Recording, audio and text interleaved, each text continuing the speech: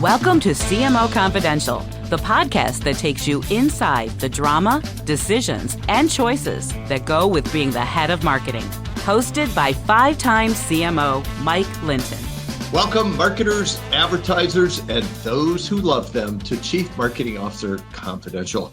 CMO Confidential is a program that takes you inside the drama, the decisions, and the politics that go with being the head of marketing at any company in what is one of the most scrutinized jobs in the executive suite.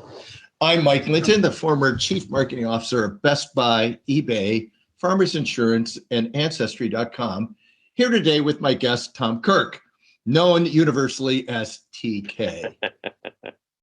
TK is a very rare breed indeed. He's been at one agency for over 40 years. Yes, that's right, one agency for over 40 years.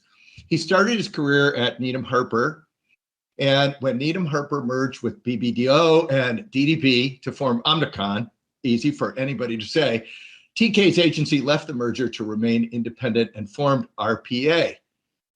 He has been the chief client officer there for a number of years, and full disclosure, we worked together at Farmers. And to borrow from some of those commercials, TK knows a thing or two because he's seen a thing or two. Welcome, TK. Thank you, Mr. Linton. It is great to see you.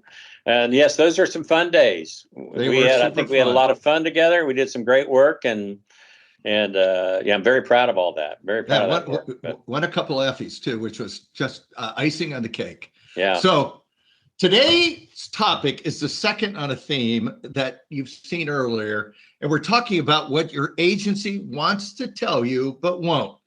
And so let's jump right in with a man who's seen almost all of it from his seat.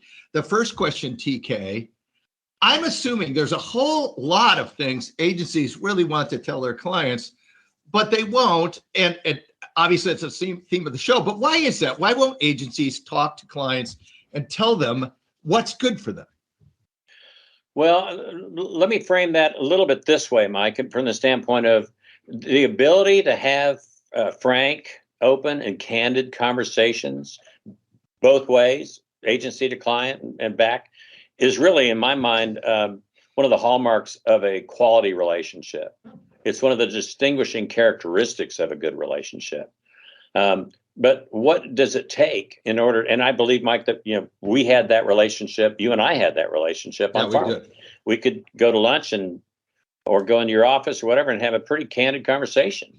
But what does it take? And we knew the cone of silence was on all the time too. Exactly. And so when I think about all of the client relationships I've had over my career, which has been a lot of clients, and I've had some great relationships, the unifying theme is when there's mutual trust and respect. When I trust you and I respect the job that you do. And I know that, to your point, the cone of silence, but I know that there's going to be no repercussion. When I come to you and say, Mike, I really feel like, we need to talk about this because the work will be better or the business will be better or whatever it is. But I know that when I have that conversation with you, it's not going to damage our relationship, even if you don't agree with me. But at least we can have an open, candid conversation. And when you have that kind of trust in each other, and it's a two-way street, then it allows for candid conversations. And believe me, that is so necessary, because otherwise there's stuff going on, maybe within the agency or maybe within the client organization or maybe within the relationship itself. And if they don't get resolved or it's not aired, then there's no way to correct any problems. Hey, so Tom or TK, tell me, what percent of clients that you've dealt with all your years would you say you had a really great relationship with? Well, I will say this, and I've said this before to many people, I've been really blessed. I mean, I've had some great client relationships over my time, some that I look very fondly on. The percentage of great, and again, great is a high standard. Great would probably be 25%, 40, 30. That's a good number. It is, when you consider the amount of clients that I have worked with, but I've been fortunate. I've had good clients, and we've been able to establish a good relationship with one another. And it really, honestly, goes to trust and respect. So let's say you have 30% of the clients that are great. How do agencies think about clients? Because do they bucket them into types like great, good, not so good, hellacious, or whatever? How do you kind of lay out the client grouping? Because obviously all your clients aren't great, and some of them are super painful, probably. How do you think about them? Can you paint a landscape for our listeners about how the agency might see the client? Well, I'm sure that agencies are different on this topic. With regards to our agency, we're independent, so we're able to make decisions that we believe are in our client's best interest and in the agency's best interest. And so, by not having to answer to shareholders and things like that, allows us to make hard decisions that sometimes aren't going to be necessarily financially rewarding for us. Meaning, we will turn down new business. So if a client has reached out to us to pitch their business, but we know that from a reputation standpoint, it's either a serial reviewer, and they just review every 3 or 4 years, or whatever, or we've just heard the stories are this is not a good client. They don't treat their people well. They don't treat the agency well. If there are things that we know going in are going to be problematic, then we'll pass on it. And even when there sometimes have been big clients, but there's been one, and I will not give any names on this, it'd be inappropriate, but there's been one that was kind of a serial reviewer. And when the consultant called and said, hey, they want to talk to our PA, and I said, well, that's very flattering, but we're not interested. And the consultant was like, why? What are you talking about? I said, because advertising's not their problem. The reason they're in this serial review mode is they keep thinking advertising is going to solve the problem, and advertising is not their problem. The business is a little antiquated, and it's going to go away. So we'd rather not invest our time and energies in something where we can't be a helpful solution to what their problem is. But beyond that, we don't really bucket clients necessarily from a category standpoint. We do try to line up and match skill sets within different departments, different groups that might have something that's similar in that skill set, whether it's been a retail business or a fast food business or something. Then we try to line up similar skills for that. But makes a lot of sense. Just so our listeners know, just give us a 30 seconds on RPA and the independent agency model versus non-independent. Well, we've been independent, as you said, from the beginning, when the merger with Omnicom happened. And we've always felt like, and we've always operated from the standpoint of, we believe that being independent allows us to only care about the client's business and our business. And that means employee owned, right? Independent is employee owned in this case, right? Correct. So we can make decisions that we believe are in the best interest of our client without them having to be the best interest in our shareholders as a public company. So, we just think it's a better model, and we've survived very well under that. We're one of the largest independents in the country, and certainly I think the largest in Los Angeles. But it's a model that we're comfortable with and allows us to treat our people the way we think they should be treated. Thank you for that. So one of the things that I've always thought, and I think you would agree with this, one of the most, obviously, you come to an agency and you want all of that the agency has to offer. But in a case of like RPA, creativity is going to be one of the most important, if not the key reason you come to an agency. But then you look at the creative that comes out of the various client relationships. What are things that clients do that help the creative or don't help the creative? Well, I think, to be honest, I think us being honest is good, right? That's what you want. I thought that was our whole relationship, TK. It is. It still is. I think what inhibits, first off, creativity should be considered a brand asset. Creative is a competitive advantage. What a great agency can do is bring to a client, creativity and advertising that breaks through, cuts through, connects to the customer, all that stuff. And it is a brand asset. And certainly if you have a campaign like, for example, the Farmers campaign that builds over time and that has, kind of become iconic in the category, that's an asset.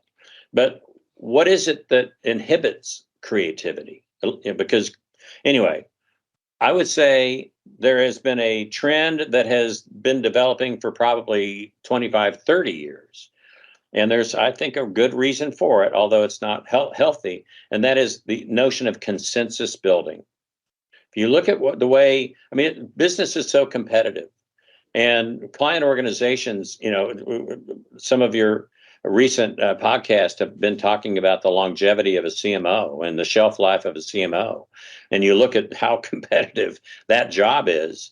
And so you can kind of understand why they want to make sure that everybody in the organization is on board with whatever you're going to be doing. Unfortunately, when you do that, you're going to dull the creative product. There's the famous story about, a committee was hired to design a horse. And so the committee went away and they all thought about it and they all provided their input and here's what we need. And everybody had a voice and they came back and what they had developed was a camel. I agree with this. And I will say, my thing is democracy is really bad for brands and it's horrible for the creative because if you are letting everybody vote, those voters will sand off every edge. Right. Every edge of interesting part of creative. And you could see that, at least I think I can see that all over a ton of the advertising done today. Yeah.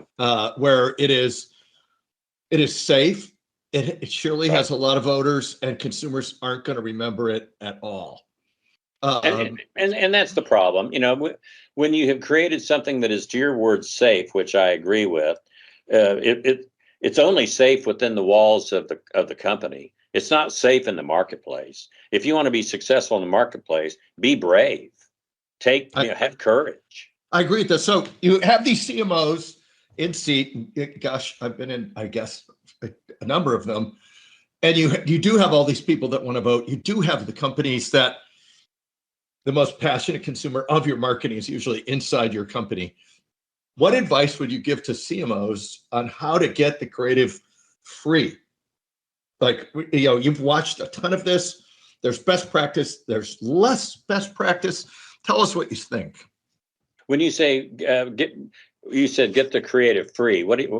So that you actually keep the edges on creative, because you see bad structure, bad voting, where every layer sees it brand new and then changes it, which rounds off every edge.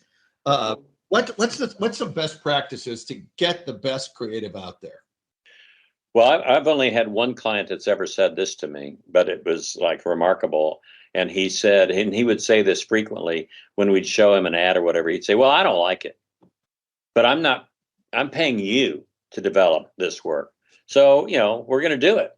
We'll go forward with it. And if it doesn't work, then, you and I will have a conversation, but, I'm going to go forward with it. That was a while ago and he had strength to do that. But if you want to get great creative, you've got to take the handcuffs off of your agency. You've got to trust that they have your best interest at heart. You think about it, an agency is the extension of a client's marketing department. Sometimes we have more people thinking about your business on a day in and day out basis than what the client organization has the ability to do on their end, because their department may not be that big, So we have people, that's all we're doing is thinking about your business from a standpoint of how do we connect to the customer. So, if you want to unleash it, give them more room. Don't dull it with trying to come in with what the organization wants to hear. So you give them room to be creative. What else do people give them? Because there's lots of business results, there's financials, there's all kinds of research, there's all kinds of input you make on the creative. There's testing you could do. Tell us any best practices there you would share with our listeners. Well, yeah, and I do think that research is important. I think that you can, and I think you had one with was it Jeff Sieverts that talked about, Is measurement, killing marketing today? Yeah. And the answer to that is yes. But it doesn't mean the measurement is bad or that research is bad. We need it. We want that kind of information. We do a lot of research within the agency for our clients because we want that perspective and we need that. But at some point, you need to not put the hands of decision making in the hands of clients. In the hands of consumers. You take accountability, yourself and within your agency, who should be the experts at understanding what's going to communicate and what's going to break through.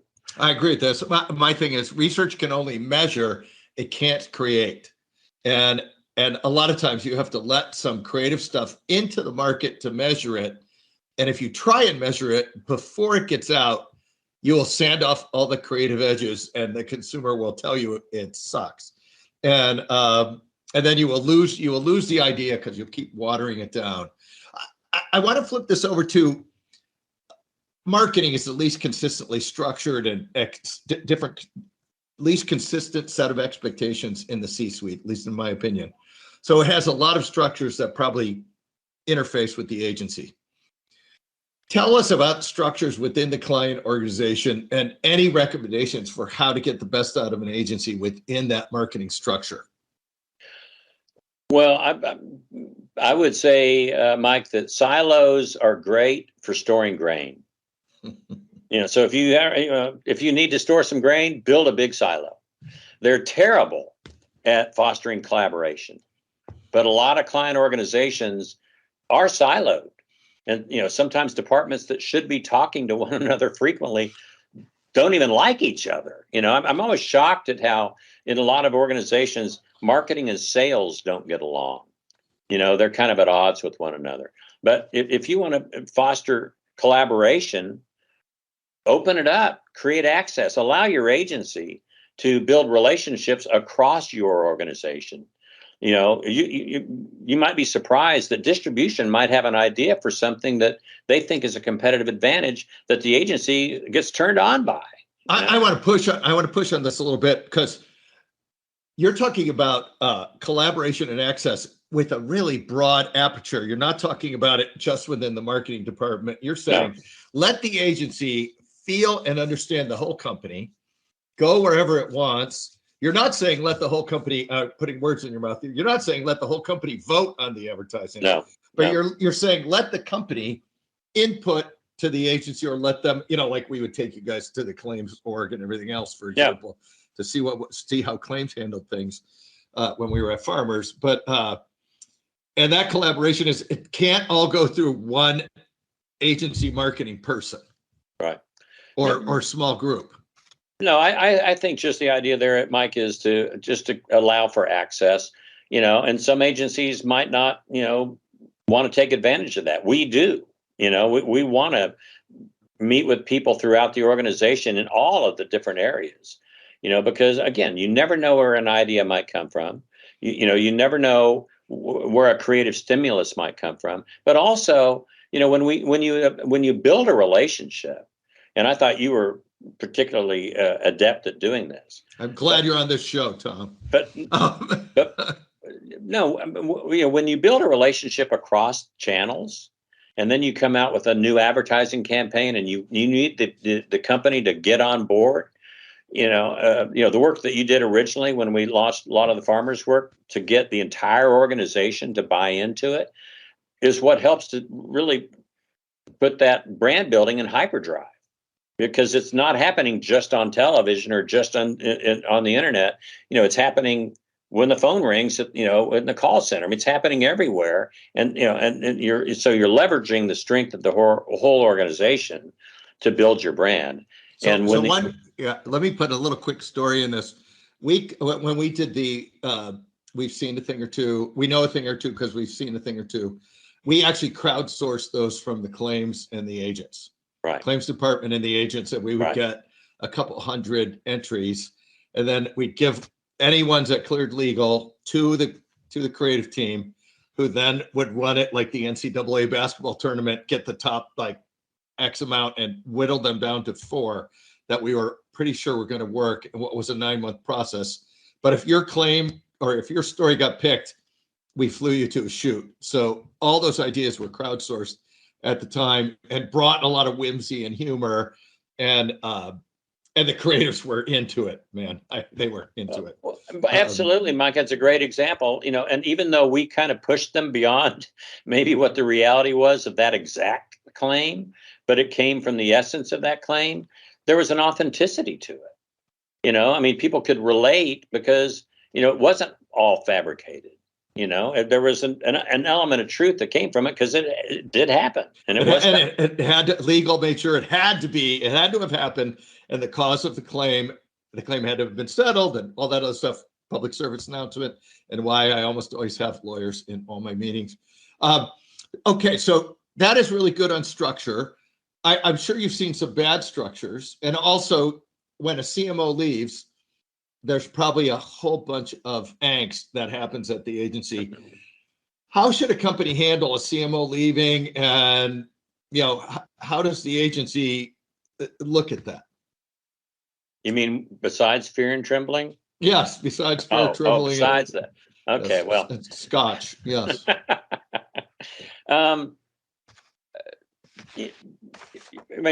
Obviously, over the course of 40 years, I've had a lot of different CMOs come and go. They don't all, not every CMO that comes in. Matter of fact, we've had probably the majority of times when a new CMO has come in, we have not lost the business. We've been able to retain the business. Not always. There are times when a CMO comes in and that's the change they want to make. I think they're putting a bullseye on their back when they do that, because I think it was a recent podcast you had, it may have been with Jeff Siegerts again, about, when you fire the agency, you are saying that advertising was the problem. Yeah. So you better come up with something that's going to be better. And if advertising wasn't the problem, you're going to repeat. But when a new CMO comes in, we do everything we can from an onboarding standpoint to give that person incredible background in terms of the history of where the relationship was, where the advertising has been historically, why, and give kind of all the credentialization to it so that the CMO has an understanding about where this came from. The agency has a tremendous treasure chest of historical data on a company. So if you come in as a new CMO and you establish a relationship with your agency, they're going to know what has happened, what worked, what didn't work. They're going to know where some of the issues are within the organization. They can be a real ally to you. So from our standpoint, we're always sad to see the former CMO leave, but it doesn't mean that we're going to lose the business. If we have a good relationship within the organization, and sometimes that means it extends beyond just the marketing department, then we're on more solid ground. But I think that the worst mistake an incoming CMO could make would be to switch the agencies, at least right away. Yes, I've never done that, because I do think it just highlights the fact that the advertising is going to solve whatever business problem is out there. And only if I really think that's the case would I do it. Give him a chance. Maybe from a personality standpoint, you just don't jive, and you just feel like you can't work together. If that's the case, you can always change agencies, but let both sides have a chance to see what can work, because it's probably going to be in your best interest to retain them. So let's go. What's the best advice you've ever received from a client? We'll flip the tables a little bit. Well, ironically, and you may go, wow, I was looking for something deeper and bigger. But probably the best advice I got, seriously, was when a client explained to me, hey, Tom, I've got a lot more jobs that I do besides approve the advertising. So if it takes a few extra days for us to get back to you with comments or whatever, we got a few other, like 20 other things that we're trying to manage at that time. And I heard that, and I listened to that, and I came back and I brought that message back to the creative department and people kind of went, you're right. So, because believe me, when you are on the agency side, when you're trying to hit a deadline, and you're waiting, and maybe the schedule called client to give you feedback in, 4 days, and it's now been a week and 4 days, and you're like, what's going on? If you can get people to calm down and relax a little bit, and not be angry, then you move forward. And so ironically enough, that was some of the best advice I ever got from a client. That's helpful. Thank you. So if you could tell all your clients one thing, just one thing to keep in mind, what would that be? Wow. Well, can I tell 20 different clients 20 different things, but just one? Just one. Good try, okay. Tom. I would a true agency answer. I would say that the creative process takes time, and give it time. If you want great work, give it time. Don't rush it. Don't get impatient. Give it time. There's a great story from one of a favorite books of mine called Orbiting the Giant Hairball, which should get you to want to read anything. And this is the story of a man who bought a dairy farm. He was a city slicker. He bought a dairy farm, and he came out. He wanted to look at his investment, and all the cows were out in the pasture eating. And he's furious. And he said to the farmer, who's the foreman, he said, "What's going on? These are dairy cows. I want them they should be milking."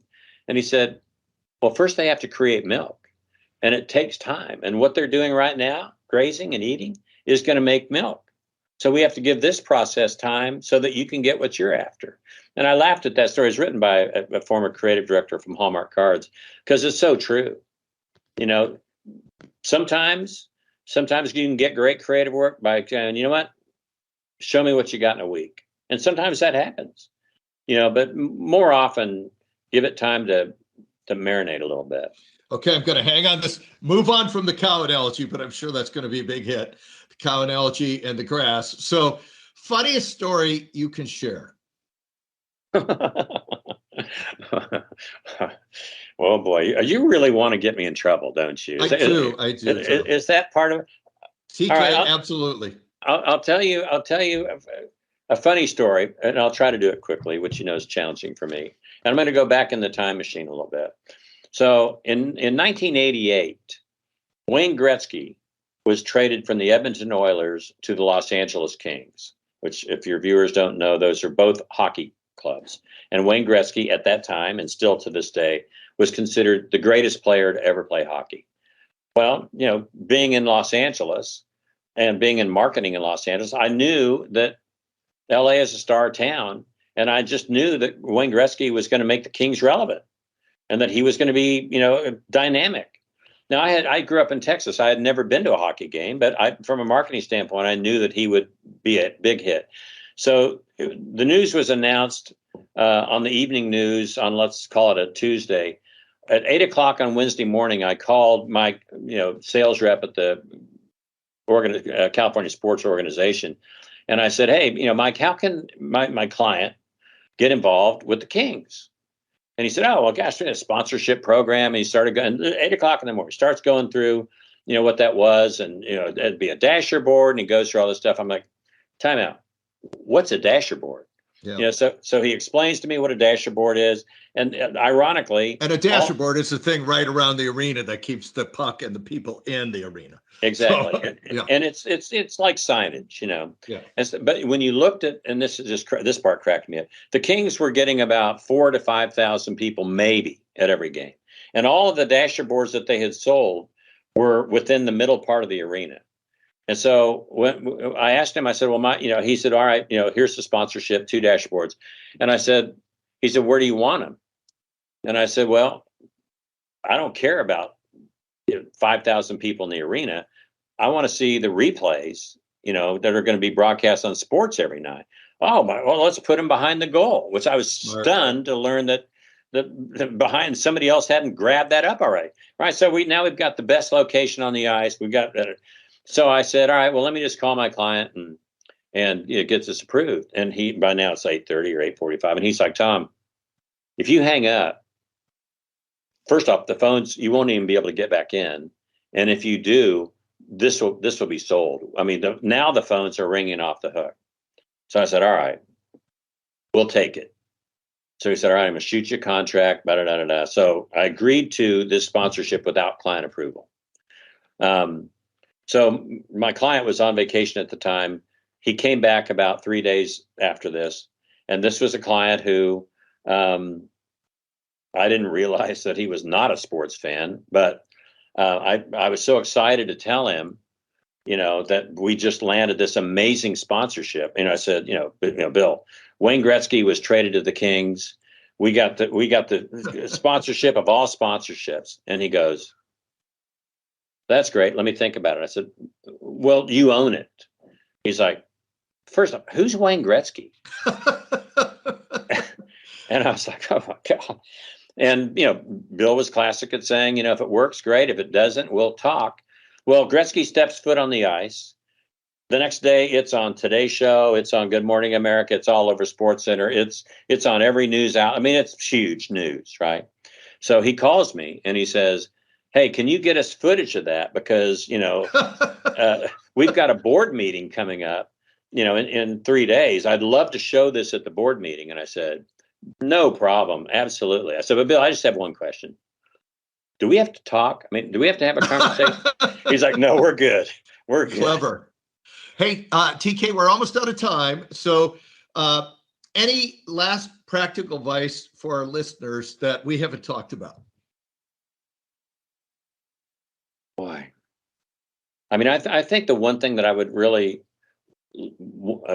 from an advice standpoint, is to be brave, have courage, take risks, because today's business environment is so competitive, that if you're not doing something that's really going to stand out, something that's going to really connect to your audience, it's just all water, so have the courage to take risk. I mean, if you're only going to be in the job for 18 to 20 months anyway, you might as well swing for the fences every now and then, because that may be your best chance at staying relevant. But we love clients. Honestly, your agency is your biggest supporter. I mean, when we succeed, when you succeed. And just remember that, because we have a vested interest in you succeeding. Well, thank you, TK. And thanks to all our listeners for tuning in to CMO Confidential. Look for our other shows, which drop once a week and are available on Spotify, YouTube, and SoundCloud. They include Why the Short Shelf Life of CMOs, Parts 1 and upcoming the B2B edition. Is the CMO species headed for extinction? And how venture capital really thinks about marketing. Hint, a lot of times venture capital doesn't think about marketing at all. Hey, all you marketers, stay safe out there. This is Mike Linton signing off from CMO Confidential, and thank you, TK. Thank you, Mike. This episode of CMO Confidential is produced and sponsored by AdCom, one of the premier integrated marketing and advertising agencies. AdCom works with mid-market companies to create measurable returns. With 30-plus years experience, AdCom partners to lead innovative strategy, creative, media, and analytics for growth-oriented brands that want to differentiate themselves in a crowded field. Working in B2B, B2C, healthcare, financial services, transportation, building products, and consumer goods, AdCom leverages unique internal and external insights to create dynamic and lasting brands ready to maximize their market position. For more information, visit us at engageadcom.com.